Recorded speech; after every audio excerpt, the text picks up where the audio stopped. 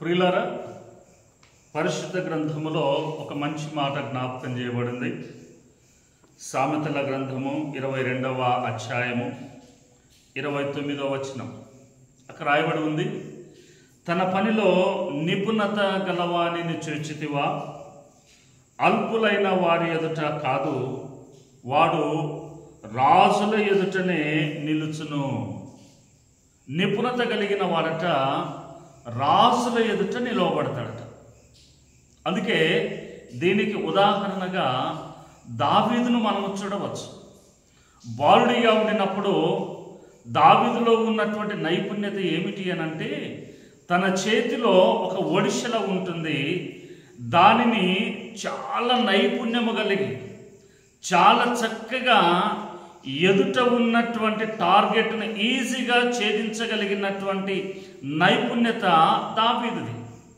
అందుకే బాలుడిగా ఉండినప్పుడు ఫిలిష్తీయులకును ఇశ్రాయేలీలకు యుద్ధము జరగగా ఫిలిష్తీయుల పక్షముగా గొల్యాతు నిలవబడితే అతని తలకు ఏ గాయము తగలకుండా శిరస్త్రాణము ధరించి ఉన్నాడు.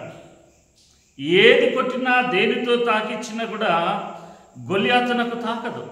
కానీ నైపుణ్యము కలిగినటువంటి దావీదు తన చేతులలో ఉన్నటువంటి ఒడిశల చేత ఆ గొల్యాతును కొట్టగా అది నుదిటి మీద ఆయనకు తాకి చూడండి వెంటనే క్రింద పడి చనిపోయినట్లుగా దేవుని మాటలు జ్ఞాపకం చేస్తున్నవి.